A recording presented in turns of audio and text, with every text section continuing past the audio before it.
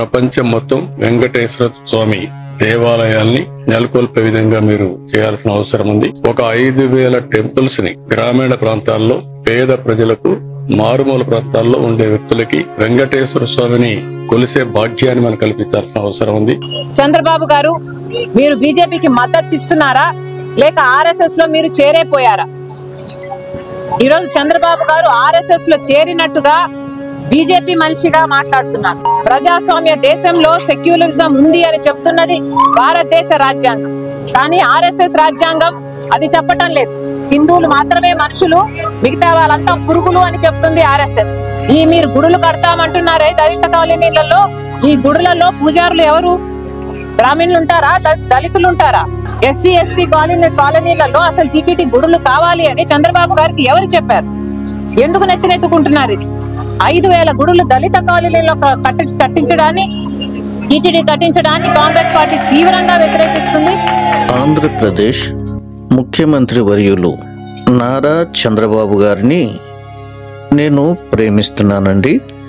ఆయన మన రాష్ట్రాన్ని పరిపాలించే ఒక అధికారిగా ఆయన నేను ప్రేమిస్తూ గౌరవిస్తున్నానని మరొకసారి మీకు తెలియజేస్తున్నాను.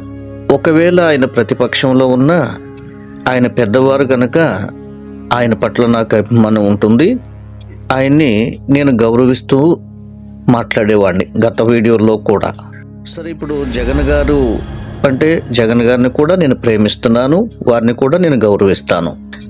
ఈవెన్ కాంగ్రెస్ పార్టీ వారైనా, ఈవెన్ బీజేపీ పార్టీ అధికారులనైనా నేను ప్రేమిస్తాను, గౌరవిస్తాను. అధికారులకు లోబడి ఉండండి అని నేను బోధిస్తా. ఎందుకు ఈ మాటలు చెప్తున్నానంటే, క్రైస్తవ సమాజం ఖచ్చితంగా బైబిల్ని ఫాలో అప్ చేయాలి. రోమా పత్రిక 13వ అధ్యాయం ఒక 2-3 వచనాలు మీకు ముందుగా చదివి వినిపిస్తాను, వినండి. సందర్భ సహితంగా వినండి. దేవుని మాటలు వినడం ఆశీర్వాదం. వీడియో ప్రొలాంగ్ అవుతుందని ఎవరు విసుక్కోవద్దు. కొన్నిసార్లు కొంతమంది చెప్పే మాటలు కాస్తంత సమయం తీసుకున్నా వినదగినవిగా ఉంటాయి. రెండవది, దైవ సేవకులు చెప్పేటప్పుడు విసుక్కోకుండా కాస్తంత లెంతీగా ఉన్న దైవజనుడు గనక ఖచ్చితంగా వినడం అలవర్చుకోండి.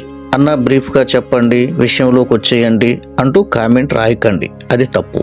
నాకు తెలుసు కదా, నేను ఒక దైవజనుడిని కదా. దేవుని ఆత్మ నన్ను ప్రేరేపించే కొలది ప్రేరేపించే విషయాలు నేను మాట్లాడతాను. అది నా నమ్మకం. అదే మీరు కూడా నన్ను నమ్మండి.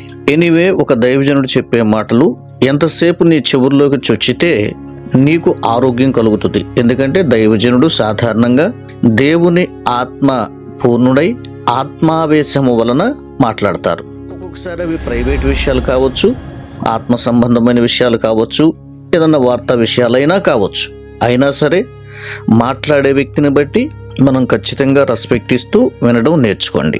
ప్రతివాడును పై అధికారులకు లోబడి ఉండవలెను. ఎలయనగా దేవుని వలన కలిగినది తప్ప మరి ఏ అధికారమును లేదు. ఉన్న అధికారములు దేవుని వలననే నియమింపబడి ఉన్నవి. 2వ వచనం. కాబట్టి అధికారమును ఎదిరించువాడు లేక అధికారులను ఎదిరించువాడు దేవుని నియమమును ఎదిరించుచున్నాడు. ఎదిరించేవాడు తన మీదకి తామే శిక్ష తెచ్చుకుందురు. 3వ వచనం. ప్రభుత్వము చేయువారు చెడ్డ కార్యములకే గాని మంచి కార్యములకు భయంకరులు కాదు. నీకు మేలు కలుగుటకు అధికారులు దేవుని పరిచారకులు. వారికి భయపడక ఉండకోరితివా? మేలు చేయుము, అప్పుడు వారి చేత మెప్పు పొందుదువు. 4వ వచనం. నీవు చెడ్డది చేసిన ఎడల భయపడము. వారు ఊరకయ్యే ఖడ్గము ధరింపరు. కీడు చేయు అని మీద ఆగ్రహము చూపుటకై వారు ప్రతీకారము చేయు దేవుని పరిచారకులు. అంటే ఇక్కడ ఆత్మ సంబంధంగా శరీర సంబంధంగా మాట్లాడినట్లుగా మనం దీన్ని ఈ వచనాల్ని అర్థం చేసుకోవాలి. అయితే శరీర సంబంధంగా కూడా కొంత మట్టుకు ఈ వచనాల్ని మనం అన్వయించుకోవచ్చు. అధికారులకు లోబడి ఉండాలి, ప్రభుత్వానికి మనం లోబడి జీవించాలి, మనం పుట్టిన దేశాన్ని మనం ఖచ్చితంగా ప్రేమించి తీరాలి.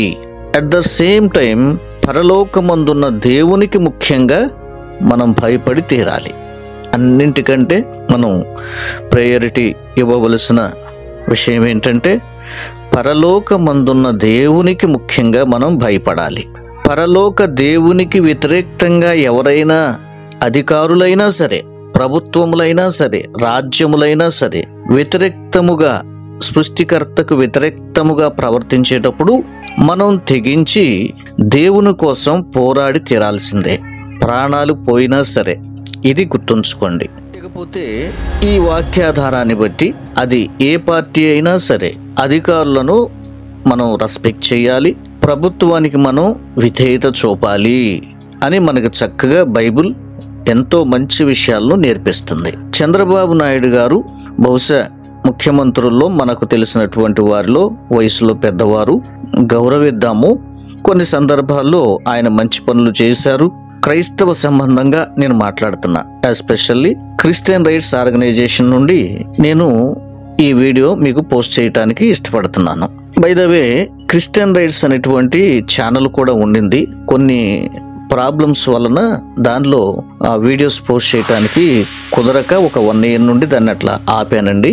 అది తర్వాత అది కూడా మీ మధ్యకు తెచ్చే ప్రయత్నం చేస్తా త్వరలో. సీఎం చంద్రబాబు గారు ఆర్ఎస్ఎస్ భావాజాలంతో ఈ మధ్య కాలంలో మునిగి తేలుతున్నారా, వారితో అడుగుల్లో అడుగులేస్తూ వారికి మద్దతిస్తూ, సరే ఆ మధ్య ఉపరాష్ట్రపతి ఓటింగ్ విషయంలో కూడా సీఎం చంద్రబాబు గారు బీజేపీనే సమర్థించారు, బీజేపీ క్యాండిడేట్ నే సమర్థించారు.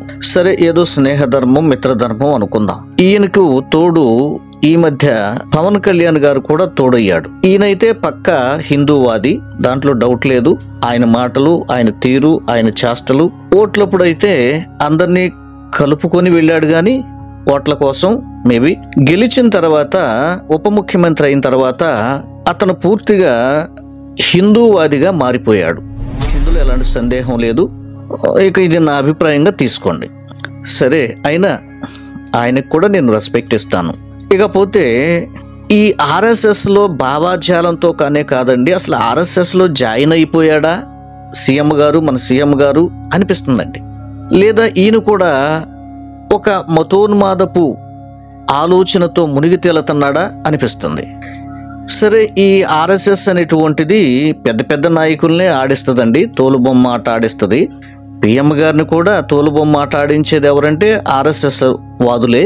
విహెచ్పి, బజరంగ దళ్, ఆర్ఎస్ఎస్ ఇట్లా హిందూ సంబంధమైనటువంటి మోకలున్నాయి. నేను ఎందుకు ఇట్లా వాళ్ళని అంటానంటే, వాళ్ళ క్రియలు బాగోవండి. హిందుత్వం కోసం అన్యాయంగా పక్క వాళ్ళను చంపేస్తారు, జై శ్రీరామ్ అంటూ అవమానిస్తూ తిడతారు, కొడతారు, కూల్చేస్తారు, చర్చిల మీద దాడులు చేస్తారు.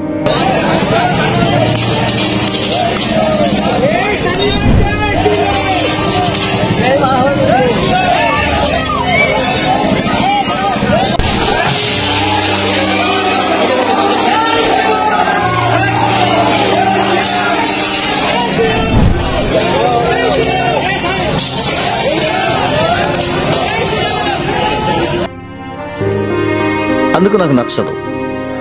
ఇప్పుడు హిందుత్వంలో గ్రూపులు ఉండకూడదా అండి అంటే ఉండొచ్చు, తప్పులేదు. ఇస్లాంలో గ్రూపులు ఉండకూడదా అండి, వాళ్ళకి సంబంధించినవంటే ఉండొచ్చు, తప్పులేదు. క్రిస్టియానిటీలో లేవా అంటే ఉన్నాయి, తప్పులేదు. కానీ ఎవరి మతాన్ని లేక ఎవరి యొక్క అభిమానాన్ని, ఎవరు దేనిలో పుట్టారో వాటిని కాపాడుకుంటూ సంరక్షించుకోవటం ఒక పని. అయితే ఈ ఆర్ఎస్ఎస్ కానీ, విహెచ్పి కానీ, బజరంగ దళ్ కానీ వీళ్ళు ప్రభుత్వాన్ని ఇన్ఫ్లుయెన్స్ చేస్తున్నారు, మేనేజ్ చేయగలుగుతున్నారు, వ్యవస్థలనే మేనేజ్ చేయగలుగుతున్నారు. అది దేశానికి, రాజ్యాంగానికి చాలా నష్టం కలిగిస్తుంది. కొంతమంది అభిప్రాయం ఏంటంటే రాజ్యాంగం స్థానంలోనికి ఇక మనుధర్మ శాస్త్రాన్ని తీసుకొచ్చి పెడతారా భవిష్యత్తులో అనే భయం చాలా మందికి పట్టుకుంది. అది నిజమో కాదో నాకు తెలియదు. చూసారండి. అయితే పిఎం గారు సహితం మరి ఆర్ఎస్ఎస్ చేతుల్లో తోలుబొమ్మలాగా ఉంటాడు అని నేను గత వీడియోలో కూడా మాట్లాడాను. ఏమండో by the way, Narendra Modi గారు అంటే నాకు ఒక ప్రత్యేకమైన అభిమానం. ఇప్పుడు కాదు, కొన్ని సంవత్సరాలుగా నేను చెప్తున్నాను. వారు ఒక మంచి మనిషి. బట్ కొన్ని విషయాలను బట్టి ఆయన తన వ్యూస్ మార్చుకొని బలవంతంగా వాళ్ళు చెప్పినట్లుగా ఆయన చేయాల్సిన పరిస్థితుల్లో ఆయన జీవిస్తున్నాడు. సరే, చంద్రబాబు గారి విషయానికి వస్తే, చంద్రబాబు గారు ఆ మధ్య కాస్త క్రైస్తవుల్ని తేలికగా మాట్లాడిన కొన్ని పోస్టులు చూసామండి. సరే, ఏదో కొంచెం ఇరిటేట్ అయ్యారులే, జగన్ మీద ఉన్న కోపాన్ని బట్టి, ఆయన ప్రతిపక్షంలో ఉండటాన్ని బట్టి, కొన్ని విషయాలను బట్టి ఆయన మాట్లాడుతున్నారులే అని భావించాను. అయితే ఇప్పుడు ఏకంగా గెలిచిన తర్వాత మొత్తానికి క్రైస్తవుల్ని మెప్పించడానికో, ఆ మధ్య ప్రవీణ్ పగడాల గారు చనిపోయినప్పుడు పాపం అంటే చుట్టా బీడా బీడీ సిగరెట్ తాగడం, లేకపోతే మందు కొట్టడం, లేకపోతే సాయంకాలం అయితే సీరియల్ చూడటం, మొగలి పొదలు, ఇంకేంటి కొత్త సీరియల్ చెప్పమ్మా, ఏంటమ్మా, కార్తీక దీపం. మరి ఆ విషయాల్లో క్రైస్తవులు మరి బాధగా ఉన్నారనో, పాస్టర్స్ మరి వారు కాస్త వాళ్ళని ఊరట కలిగించడానికో ఏమో మొత్తానికి ఒక 7 నెలలకు సంబంధించి నాకు తెలిసి ఒకేసారి ఈ హానరేరియం అనేటువంటిది కూడా వేయటం జరిగింది. సరే, సంతోషం. పేదవారైన పాస్టర్లకు సాయం ప్రభుత్వం అందించింది, సంతోషం. అయితే క్రమక్రమంగా అక్కడక్కడ ఎక్కువగా హిందుత్వ భావాజాలం ఆయన స్పీచెస్లో కనబడుతుంది. మరి ఇది బీజేపీతో అంటగట్టి ఉండటం వలన అంటుకున్న జాడ్యమా సీఎం గారికి, నాకు అర్థం కావట్లా. అయితే ఇప్పుడు ఏకంగా ఆయన ఆలోచన ఏంటంటే, మరి ప్రతి దళిత వాడలో కూడా, అట్లాగే మరి ప్రతి రాష్ట్రంలో రాజధానుల్లో కూడా ఈ వెంకటేశ్వర స్వామి టెంపుల్స్ను మనం నిర్మించాలి. మరి ఇది ఈయనకు పుట్టిన ఆలోచన, లేకపోతే బీజేపీ నుండి పుష్ అయ్యిందో నాకైతే తెలియదు. ఇలా చేద్దాం, అన్ని రాష్ట్రాలకు సంబంధించినటువంటి ముఖ్యమంత్రులకు నేను లేఖలు కూడా వ్రాస్తా, ఏకంగా లేఖలు కూడా రాసేస్తాడంట అని చెప్పాడండి. సరే, ఏంటండి ఈయన బాధ ఏంటి అసలు? ఈ మనీ టీటీడీ నుంచి తీసుకుని తిరుమల తిరుపతి దేవస్థానం నుంచి సేకరించిన కొన్ని వేల కోట్లు ఉన్నాయండి. దొరికిన వాడు దొరికినట్లుగా దోచుకోగా మిగిలినటువంటివే చూస్తే కొన్ని వేల కోట్లు. పాపం అమాయక హైందవ సోదరులు దైవభక్తితో మరి వారి మనీ తీసుకుని వెళ్ళి అక్కడ వేస్తే, వాటిని సరి అయిన పద్ధతిలో సరి అయిన రీతిగా వాడకుండా ఇప్పుడు ఎవరికి అవసరం అండి? ఎవరు కట్టమన్నారు? ఎవరైనా అర్జీలు పెట్టుకున్నారా? దళిత వాడలో 5,000 టెంపుల్స్ ఎందుకు కట్టాలి? ఇది నా ప్రశ్న. మీకు ఆ వీడియో కూడా ప్లే చేస్తానండి. నాకు దొరికినటువంటి ఆ చిన్న క్లిప్ ప్లే చేస్తాను.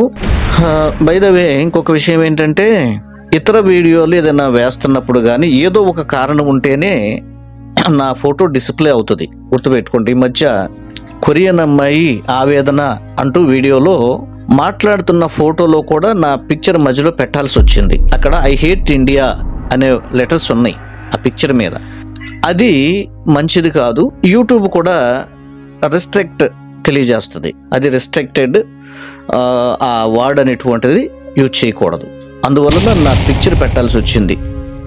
ఒకరో ఇద్దరో అన్న మీ బొమ్మ ఉండటం వల్ల కాస్త అడ్డంగా ఉంది అని ఒకరు అన్నారు. ఇంకొక అతను అయితే, మాట్లాడేది మీరని మాకు తెలియదా? కొంచెం మాట్లాడేటప్పుడు, కామెంట్ రాసేటప్పుడు నలుగురు చదువుతారు, మనం పద్ధతిగా మాట్లాడాలి, ఆలోచన కలిగి మాట్లాడాలి అని ఆలోచించండి. మాట్లాడేది నేనేనని క్రీస్తు విజయం ఛానల్ అంటే జాన్ బాబు గారు మాట్లాడతారని మ్యాక్సిమం అందరికీ తెలుసు. అక్కడ ఏదో ఒక అవసరం ఉంటేనే ఇతరుల వీడియోలు వాడినప్పుడు, ఆ కంటెంట్లు వాడినప్పుడు కొన్ని మార్పులు చేర్పులు చెయ్యాలి, లేదంటే కాపీరైట్ స్ట్రైక్ వస్తుంది. ఈ ప్రాబ్లం మీకు తెలియదు కదా, క్రియేటర్స్కి అయితే తెలుస్తుంది, యూట్యూబ్ క్రియేటర్స్కి తెలుస్తుంది, యూట్యూబర్స్కి తెలియదు, వ్యూవర్స్కి తెలియదు, క్రియేటర్స్కి తెలుస్తుంది. కాబట్టి అట్లాంటి అమాయకపు కామెంట్లు, పిచ్చి కామెంట్లు రాయకండి, మీ టైం వేస్ట్ చేయకండి, చదివి మా టైం వేస్ట్ చేసుకునేటట్లుగా చేయకండి. సరే, ఆ వీడియో చూద్దాము. అదే మరి వెంకటేశ్వర స్వామి దేవాలయాలు, దీన్ని మొన్న కూడా నేను చెప్పాను. ఈ దేవాలయాలు రాష్ట్రంలో అన్ని గ్రామాల్లో ఉండాలి, దేశంలో అన్ని రాజధానుల్లో ఉండాలి, ప్రపంచంలో హిందువులు ఎక్కడుంటే అక్కడ కూడా ఉండాల్సిన అవసరం ఉంది. దీనికి కూడా కొన్ని కమిటీలు వేసుకుని అక్కడ ఉండేవాళ్ళు మనం ఎప్పుడప్పుడు మాట్లాడి ప్రపంచం మొత్తం వెంకటేశ్వర స్వామి దేవాలయాల్ని నెలకొల్పే విధంగా మీరు చేయాల్సిన అవసరం ఉంది. ఆ దేవాలయాలన్నీ మళ్ళీ ఈ మెయిన్ టెంపుల్ కి మనం అనుసంధానం చేసుకుందాం. ఇది గాని చేయగలిగితే ఇప్పటికే మన దగ్గర చూస్తే 2038 కోట్ల రూపాయలు ట్రస్ట్ కు వచ్చింది. ఎప్పుడో నేను సంకల్పించింది, ఇది గ్రాడ్యువల్ గా పెరిగింది. 837 కోట్లు ఖర్చు పెట్టాం. కోటి వచ్చినాక ఈ మధ్య కాలంలో కూడా వచ్చింది. ఇందులో మనం చూస్తే దగ్గర ఒక 208 కోట్లు వడ్డీ కూడా వచ్చింది. 602 కోట్లు ఖర్చు పెట్టారు. ఇంకా దగ్గర 1700 కోట్లు ఉంది. 5000 టెంపుల్స్ ని గ్రామీణ ప్రాంతాల్లో పేద ప్రజలకు, మారుమూల ప్రాంతాల్లో ఉండే వ్యక్తులకి వెంకటేశ్వర స్వామిని కొలిసే భాగ్యాన్ని మనం కల్పించాల్సిన అవసరం ఉంది. అది కూడా చేయాల్సిందిగా మిమ్మల్ని కోరుతున్నా. మిగిలిన అన్ని రాజధానుల్లో నేను కూడా ఒక లెటర్స్ రాస్తాను. ఈ పవిత్రమైన రోజున ఆ సంకల్పాన్ని చేసి అన్ని రాజధానుల్లో ప్రపంచంలో హిందువులు ఉండే ప్రతి ఒక్క ప్రాంతంలో వెంకటేశ్వర స్వామి దేవాలయాలు కడదాం. అక్కడుండే దాతల ముందుకు వస్తే వాళ్ళ యొక్క ఇది కూడా తీసుకుంటాం. అవసరమైతే మనం కూడా కొంత డబ్బులు ఖర్చు పెట్టి ఈ కార్యక్రమాన్ని పూర్తి చేద్దాం. చూశారు కదండి. ఈ వీడియో పైన, ఈ వ్యాఖ్యల పైన ఆంధ్రప్రదేశ్ రాష్ట్రానికి సంబంధించి కాంగ్రెస్ పార్టీ అధ్యక్షురాలైనటువంటి షర్మిల గారు స్పందించడం నేను చూశానండి.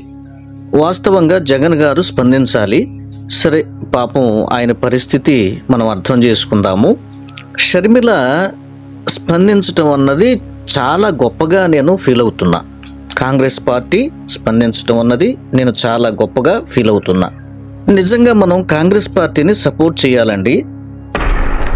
ఏదో దాని టైం బాగోక మరి వైఎస్ రాజశేఖర రెడ్డి గారు మరణించినప్పుడు సరి అయిన డెసిషన్ అనేటువంటిది సోనియా గాంధీ గారు తీసుకోలేకపోయారు.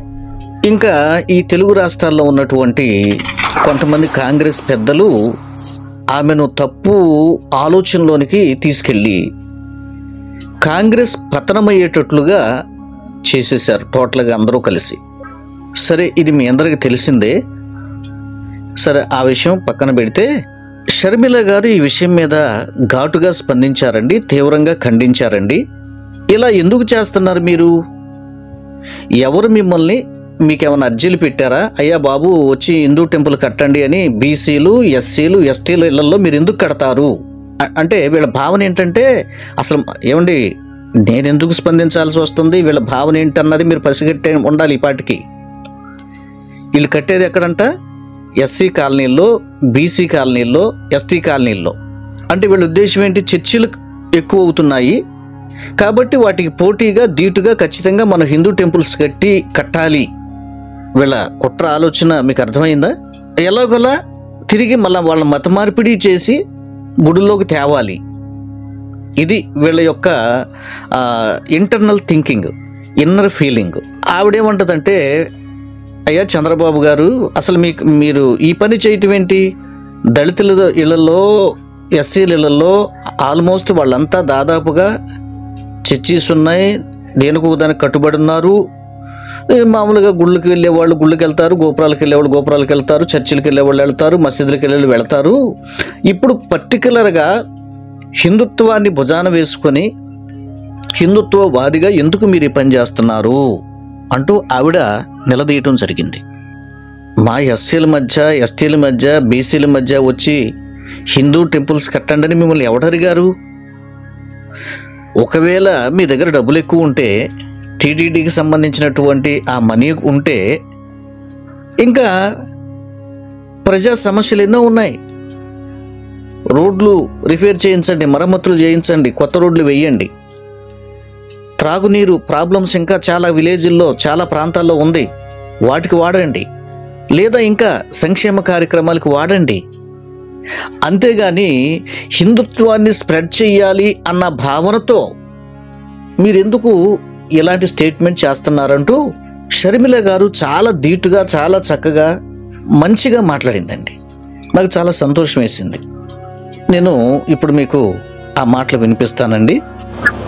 తిరుపతిలో 5000 గుడులు దళిత కాలనీలలో టిటిడికి సంబంధించి 5000 గుడులు కట్టిస్తాము అని చెప్పడం జరిగింది. దీన్ని కాంగ్రెస్ పార్టీ తీవ్రంగా వ్యతిరేకిస్తుంది. చంద్రబాబు గారు ఆర్ఎస్ఎస్ కి ఎందుకు ఇంత మద్దతు ఇస్తున్నారో, బీజేపీ సిద్ధాంతాన్ని ఎందుకు నెత్తినెత్తుకుంటున్నారో ప్రజలకు సమాధానం చెప్పాల్సిన అవసరం ఉంది. బీజేపీ పార్టీ ఒక మతతత్వ పార్టీ. మతం పేరుతో చిచ్చు పెట్టాలి, ఆ మంటలో చలి కాచుకోవాలి. ఇదే బీజేపీకి తెలిసిన రాజకీయం. అక్షర సత్యం అండి. ఉన్నది ఉన్నట్లుగా కుండ బద్దలు కొట్టినట్లుగా షర్మిల గారు మాట్లాడుతున్నారు. నేను చాలా హ్యాపీగా ఫీల్ అవుతున్నాను. ఖచ్చితంగా బీజేపీ పార్టీ అనేటువంటిది మతతత్వ పార్టీ, పూర్తిగా మతతత్వ పార్టీ. భారతదేశాన్ని హిందూ దేశంగా మార్చాలి అన్నటువంటి ఆలోచనతో ముందుకు పయనిస్తుంది. మతాల మధ్య చిచ్చుబెట్టి మంటలు పెట్టి ఆ మంటల దగ్గర చలి కాచుకునే తత్వం నిజంగానే బీజేపీలో ఉండింది. కాబట్టి వీటిని మనం కూడా ఖచ్చితంగా ప్రతి క్రైస్తవుడు, ప్రతి ముస్లిం వ్యక్తి కూడా వీటిని ఖండించాలి.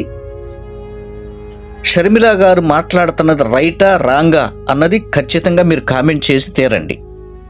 షర్మిల గారు మాట్లాడుతున్నది రైటా రాంగా అన్నది ఖచ్చితంగా మీరు కామెంట్ చేసి తీరండి. షర్మిల గారు మాట్లాడుతున్నది రైటా రాంగా అన్నది ఖచ్చితంగా మీరు కామెంట్ చేసి తీరండి. ఏమండి, నాకు తెలియక అడుగుతాను, గుర్తొచ్చింది, జస్ట్ సందర్భం కాదులే, బట్ గుర్తొచ్చింది చెప్తున్నా. శివశక్తి సంస్థ నుండి కరుణాకర్ గనక ఏదైనా ఒక వీడియో పోస్ట్ చేస్తే ఏమండి, కనీసం 1,00,000 తక్కువగా చూడండి, 1-2 రోజుల్లోనే కనీసం 1000 మందికి తక్కువగా కామెంట్ రాయరు. 1000కి పైనే కామెంట్స్ ఉంటాయి. 1000 మంది కామెంట్స్ రాయటానికి ఇష్టపడతారు. అప్పుడు ఏమవుతుందో తెలుసా మీకు?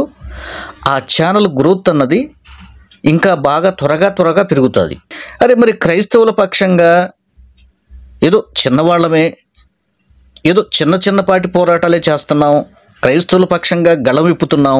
ఇట్లాంటప్పుడు మరి మీరు ఎంత సాయం అందించాలి? మీరు నిజానికి మీరు ఆర్థికంగా కూడా మాకు సాయం అందించాలి. అట్లాగే పోనీ దాని పక్కన పెట్టిన కనీసం వీడియో చూడటం, వీడియోని షేర్ చేయటం, వీడియోకి స్పందించటం, కామెంట్ రాయటం ఎందుకు చేయరు? నాకేం అర్థం కాదు. దీంట్లో కూడా పక్షపాతమా? క్రైస్తవుల్లో కూడా ఆలోచించండి. ఇది ఇప్పుడు నేను మాట్లాడేవి ఎక్కువగా వీడియోస్ క్రైస్తవులందరికీ వర్తించేవి. ఇప్పుడు ఏదో ఒక డినామినేషన్కి సంబంధించి ఎప్పుడో రేరుగా మాట్లాడుకుంటాం, వ్యక్తిగతమో లేకపోతే బైబిల్ పరంగా. మరి అయినా సరే ఆ కామెంట్ రాయరు, ఏదో చూసి వదిలేస్తారు, లేకపోతే చూడటం కూడా తక్కువ. ఏంటంటే ఇది నాకేం అర్థం కావట్లా. కనుక హిందూస్కున్నటువంటి ఆ యూనిటీ మనలో ఎందుకు లేదు? నిజానికి కన్వర్టెడ్ పీపుల్ని కూడా కలుపుకుంటే హిందువులతో కుడి ఎడంగా పోటీగా ఉంది క్రైస్తవ్యం కూడా 2 రాష్ట్రాల్లో. మీకు తెలుసో లేదో, కన్వర్టెడ్ పీపుల్ చాలామంది బయటికి రారు, ప్రభుత్వ లెక్కల్లోకి రారు. ఎక్కడ చర్చిలు పడ్డా నిండిపోతూ ఉంటాయి. అదే కదా అసలు వాళ్ళ ఏడుపు అదే కదా. క్రైస్తవులు అయిపోతున్నారు, హిందువులను అంతా మార్చేస్తున్నారు ఈ క్రైస్తవులు, అదే కదా. అందుకే కదా ఈ పుట్టగొడుగుల్లాగా రకరకాల సంస్థలు క్రిస్టియానిటీని ఆడిపోసుకోవటానికి, యేసు ప్రభును దూషించడానికి పుట్టుకొస్తున్నాయి వందలుగా. అర్థం చేసుకోండి. కనుక ఖచ్చితంగా ఇక నుంచి అయినా క్రైస్తవ అందరి పక్షంగా మాట్లాడే వీడియోస్ని విదేశాల్లో ఉన్న వాళ్ళు కూడా చెప్తున్నాను, విదేశాల్లో ఉన్న వాళ్ళు కూడా స్పందించాలి. ఏదో చూసి పక్కన పెట్టేద్దాం కాదు, మీరు కూడా మీ అభిప్రాయాలు చెప్పాలి. పలానా దేశం నుంచి, పలానా ప్రాంతం నుంచి నేను మాట్లాడుతున్నాను అని మీరు చెప్పాలి. అది క్రైస్తవులకు భరోసా, ఒక యూనిటీ తెస్తుంది క్రైస్తవ్యంలో. ఇది మర్చిపోకండి. ఇంకా ఆవిడేం మాట్లాడుతున్నారో విందాం. అలాంటి బీజేపీకి చంద్రబాబు గారు మద్దతు ఇచ్చారు. ఈరోజు బీజేపీ పార్టీ అధికారంలో ఉంది అంటే చంద్రబాబు గారు ఇచ్చిన మద్దతు వల్లే బీజేపీ అధికారంలో ఉంది. మొన్న కూడా చూసాము, ఈ ఆర్ఎస్ఎస్ సిద్ధాంతం మతము కులము పేరుతో ఈ రైటిస్ట్ విధానాన్ని కాంగ్రెస్ పార్టీ వ్యతిరేకించింది. కానీ చంద్రబాబు గారేమో మొన్న ఉపరాష్ట్రపతి ఎన్నికల్లో కూడా ఆర్ఎస్ఎస్ అభ్యర్థికే మద్దతు ఇచ్చారు. సరే, మిత్రధర్మం కదా అని చాలా మంది అనుకోవడం జరిగింది. కానీ చంద్రబాబు గారు కాంగ్రెస్ పార్టీ సూటిగా ప్రశ్నిస్తుంది. చంద్రబాబు గారు, మీరు బీజేపీకి మద్దతు ఇస్తున్నారా లేక ఆర్ఎస్ఎస్ లో మీరు చేరైపోయారా? ఈరోజు చంద్రబాబు గారు ఆర్ఎస్ఎస్ లో చేరినట్టుగా బీజేపీ మనిషిగా మాట్లాడుతున్నారు. 5,000 గుడులు కట్టిస్తారట, దళిత కాలనీలలో 5,000 గుడులు కట్టిస్తారట. అన్నారు కదండి. అసలు ఏకంగా మీరు ఆర్ఎస్ఎస్లో చేరిపోయారా, బీజేపీతో కలిసిపోయారా? ఆమె నిలదీస్తుంది. అంటే ఆయన తత్వం నేను చెప్పాను కదండి, ఈ మధ్య కాలంలో చంద్రబాబు గారి ఆలోచనలు, ఆయన ప్రసంగాలు, ఆయన ఇచ్చే స్టేట్మెంట్స్ ఇలాగే ఉన్నాయి. ఎందుకో ఏంటో నాకైతే తెలియదు. ఇప్పుడు ఆయనకి ఫుల్ మెజారిటీ ఉంది, భయం ఏమి లేదు, ప్రతిపక్షంలో బలమేమి లేదు. మరి ఎందుకు ఆయన ఇలాంటి నిర్ణయాలు చేస్తున్నాడు? లేకపోతే ఇంటర్నల్గా ఇంతకాలం ఆయన గుండెల్లో దాచుకున్నది బయట పెడుతున్నాడా? ఇక ఎదురుగా నేను లాస్ట్ స్టేజ్కి వచ్చానులే, మేబీ ఇక నెక్స్ట్ ఓట్లో పాల్గొలేకపోవచ్చు కనుక ఏదో దిగిపోయే ముందు హిందువుల గుండెల్లో స్థానం సంపాదించుకోవాలి, నేను ఒక హిందువునన్న సంగతి ప్రజలకు బాగా అర్థం కావాలి, హిందూ పక్షపాతిగా ఉండాలి, హిందువులకి మేలు చేయాలి, హిందుత్వాన్ని స్ప్రెడ్ చేయాలి. ఏమండో ఆయన ప్రసంగంలో విన్నారు కదా, ఈ ప్రపంచవ్యాప్తముగా హిందూ దేవాలయాలు కట్టాలంట. ఏంటండి ఈ అన్యాయము? భారతదేశంలో ఏదన్నా సువార్త ప్రకటించడానికి వెళ్తే మీరు మత వ్యాప్తి ఎలా చేస్తారు? ఇది తప్పు కదా, మీ మతంలో మీరు ఉండండి, మీ చర్చిలో మీరు చేసుకోండి, మాకేం అభ్యంతరం లేదు అంటున్నారుగా. మరి మీ దేశంలో మీరు చేసుకోండి, ప్రపంచ దేశాలు ఎందుకు కట్టాలి? ప్రపంచ దేశాలన్నీ తిరిగి ఎందుకు హిందూ గుడిని వ్యాపింప చేయాలి? అరే మీ స్వామీజీలు మీకు సంబంధించిన వాళ్ళు చెప్పారు ఆల్రెడీ. రాముడు, కృష్ణుడు, లేకపోతే వీళ్ళంతా కూడా భారతదేశంలో పుట్టిన దేవుడు, భారతదేశ దేవుళ్ళు. యేసుప్రభు అని ఆయన ఇజ్రాయెల్ దేశానికి సంబంధించిన ఆయన అంటూ పరిపూర్ణానంద స్వామి ఎప్పుడో ఒకసారి వ్యాఖ్యలు చేశాడు. అయినా సరే మీరు ఫారిన్లోకి వెళ్ళాం, గుడులు కట్టాలా, గోపురాలు కట్టాలా, అక్కడికి వెళ్ళాం మీరు స్ప్రెడ్ చేయాలా? భారతదేశంలోనేమో ఇక్కడ పుట్టి పెరిగిన మేము గుడులు కట్టుకుంటే తప్ప, ఆరాధన చేసుకుంటే తప్ప, ఒకచోట కాంగ్రిగేషన్గా కూడితే తప్ప, ఏదో వీధులంపటి స్వేచ్ఛగా ఎవరికి ఇబ్బంది కలిగించకుండా సువార్త ప్రకటించుకుంటా వెళ్తుంటే అది తప్ప? రాజ్యాంగాన్ని మీ చేతిలోకి తీసేసుకుంటారు, రాజ్యాంగ విరుద్ధంగా మీరు ఇక్కడ ప్రవర్తిస్తారు. బయట కూడా హిందుత్వం మాత్రం బాగా స్ప్రెడ్ కావాలంట ఈ సీఎం గారు చెప్తున్నాడు. దేవుడు చూస్తున్నాడు, గర్విష్ఠుల యొక్క గర్వాన్ని ఆయన అణిచేస్తాడు. సింహాసనం మీద కూర్చోపెట్టేది ఆయనే. ఆయన తలుచుకుంటే రెప్పపాటులో సింహాసనం లాగి అవతల పడేస్తాడు. గుర్తుంచుకోండి, ఏ పార్టీ అయినా సరే, ఏ దేశం అయినా సరే, ఏ రాజు అయినా, ఏ పిఎం అయినా, సీఎం అయినా, మంత్రి అయినా, ఎమ్మెల్యే అయినా గుర్తుంచుకోండి, నా యేసు సృష్టికర్త, నా యేసయ్య తలుచుకుంటేనే సీఎం గారు చంద్రబాబు గారు మీరు ఈరోజు సీఎం హోదాలో మళ్ళీ తిరిగి వచ్చారు. గుర్తుంచుకోండి, నేను ధైర్యంగా చెప్తున్నా, ఒక క్రైస్తవ బోధకునిగా నిష్పక్షపాతంగా చెప్తున్నా, ప్రపంచవ్యాప్తంగా అంతా స్ప్రెడ్ చేయాలంట. విచిత్రం చూడండి, ఏంటంటే స్ప్రెడ్ చేసేది తిప్పి కొడితే భారతదేశం లేకపోతే ఏదో 1-2 దేశాల్లో తప్ప హిందుత్వం అనేది ఎక్కడా లేదు. హిందుత్వం మొన్నే చెప్పాను మీకు, 4వ స్థానంలో పడిపోయింది. అది 4వ స్థానంలో ఉంది. కనీసం అసలు ఏ దేవుడు లేడు అన్న వాళ్ళే 3వ స్థానంలో ఉన్నారు. ప్రపంచవ్యాప్తంగా నెంబర్ 1 స్థానంలో క్రిస్టియానిటీ ఉంది. ప్రపంచంలో కూడా స్ప్రెడ్ చేయాలన్నంత అంత తీవ్రమైన ఆలోచన ఏంటి? తీవ్రవాదిలాగా ఆలోచిస్తున్నారా ఏంటి? మత తీవ్రవాదిలాగా ఆలోచించకండి సీఎం గారు. అందరినీ బిడ్డలాగా చూడండి, అన్ని మతాలకి రెస్పెక్ట్ ఇవ్వండి, అన్ని మతాలకి గౌరవం ఇవ్వండి. ఓట్లప్పుడే కాదు, తర్వాత కూడా. ఇంకా ఈవిడేం మాట్లాడుతుందో చూద్దాం. ఏం అవసరం ఉంది అని అడుగుతున్నాం. ఏ దళిత కాలనీ వచ్చి మాకు టీటీడీ గుడులు ఇక్కడ కావాలి అని అడిగారో చంద్రబాబు గారు సమాధానం చెప్పాలి. టీటీడీ పవిత్రమైన గుడే, ఎవరు కాదనటం లేదు. కానీ వాళ్ళకు అధికంగా డబ్బులుంటే ఆ డబ్బులతో ప్రజలకు సేవ చేయాలి తప్పితే ఇలా రాజ్యాంగానికి వ్యతిరేకంగా ఆర్ఎస్ఎస్ సిద్ధాంతాన్ని నెత్తినెత్తుకొని దేశమంతా గుడులు కట్టిస్తా ఉండడం చాలా అసలు భావ్యం కాదు అని చెప్తున్నాం. మళ్ళీ అడుగుతున్నాం, చంద్రబాబు గారి మన ప్రజాస్వామ్యాన్ని సెక్యులరిజం అని చెప్తున్నది మన రాజ్యాంగం. ప్రజాస్వామ్య దేశంలో సెక్యులరిజం ఉంది అని చెప్తున్నది భారతదేశ రాజ్యాంగం. కానీ ఆర్ఎస్ఎస్ రాజ్యాంగం అది చెప్పటం లేదు. హిందువులు మాత్రమే మనుషులు, మిగతా వాళ్ళంతా పురుగులు అని చెప్తుంది ఆర్ఎస్ఎస్. మరి చంద్రబాబు గారు ఆర్ఎస్ఎస్ లో ఎందుకు చేరారో, బీజేపీ మాటలు ఎందుకు మాట్లాడుతున్నారో సమాధానం చెప్పాలి. చంద్రబాబు గారు మళ్ళీ అడుగుతున్నాం, ఈ మీరు గుడులు కడతామంటున్నారే దళిత కాలనీలలో, ఈ గుడులలో పూజారులు ఎవరు? బ్రాహ్మణులు ఉంటారా, దళితులు ఉంటారా? చంద్రబాబు గారు రాసివ్వగలరా పూజారులంతా దళితులే ఉంటారు అని? ఎస్సీ ఎస్టీ కాలనీలలో అసలు టీటీడీ గుడులు కావాలి అని చంద్రబాబు గారికి ఎవరు చెప్పారు? ఎందుకు నెత్తినెత్తుకుంటున్నారు? 5,000 గుడులు దళిత కాలనీలో కట్టించడానికి టీటీడీ కట్టించడానికి కాంగ్రెస్ పార్టీ తీవ్రంగా వ్యతిరేకిస్తుంది. ఇది మన సెక్యులరిజం విధానానికి చాలా వ్యతిరేకం. చంద్రబాబు గారికి దళితుల మీద ఏ మాత్రం శ్రద్ధ ఉన్నా, మొన్న హైకోర్టు ఇచ్చిన తీర్పు ప్రకారం ఎస్సీ లేదా వాళ్ళ కాలనీ దళిత హాస్టళ్లలో 200 మంది ఆడపిల్లలకి ఒకటే బాత్రూమ్ ఉందంట. అలా ఉన్నాయా వెల్ఫేర్ హాస్టల్స్?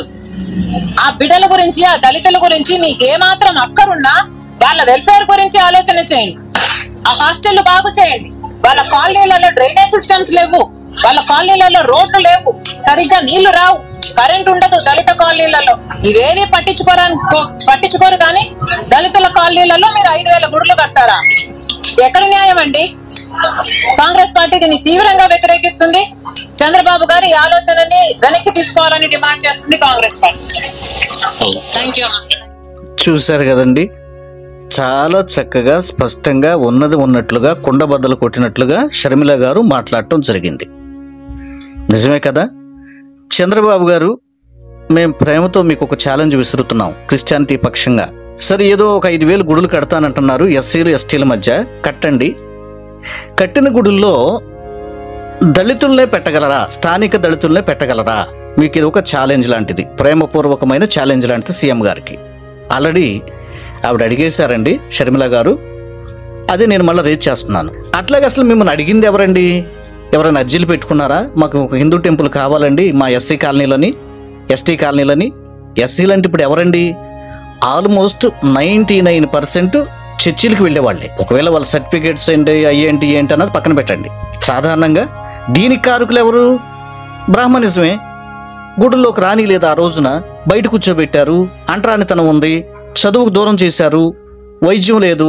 ఇవన్నీ వసతులు క్రైస్తవులు కల్పించారు. వచ్చి క్రైస్తవ మిషనరీలు వచ్చి భారతదేశం వచ్చి క్రైస్తవ్యం పుణ్యమా అని ఏమండి వైద్యశాలలు, విద్యాలయాలు, రైల్వే, పోస్టల్ డిపార్ట్మెంట్ అన్ని వసతులు తెచ్చిపెట్టారు. ఇది మర్చిపోతే ఎలాగండి? కృతజ్ఞత లేకపోతే ఎలాగండి? అదేమంటే బ్రిటిష్ వాళ్ళని సమర్థిస్తారంటూ హిందూవాదులు అందరూ అనరండి, హిందువుల్లో కూడా అందరూ అనరండి, ఈ మతోన్మాదులు కామెంట్ చేస్తూ ఉంటారు. సరే, ఎనీవే, నేను ముందే చెప్పాను, ఖచ్చితంగా కామెంట్ రాయండి, లైక్ చేయండి వీడియోల్ని. ఇది క్రైస్తవ పక్షంగా యూనిటీగా ఉన్నాం అని మీరు మీ లైకుల ద్వారా, మీ కామెంట్స్ ద్వారా తెలియచేయండి. తర్వాత షర్మిల గారి కామెంట్ల మీద మీ అభిప్రాయాలు తప్పనిసరిగా వ్రాయండి. Thank you. God bless you.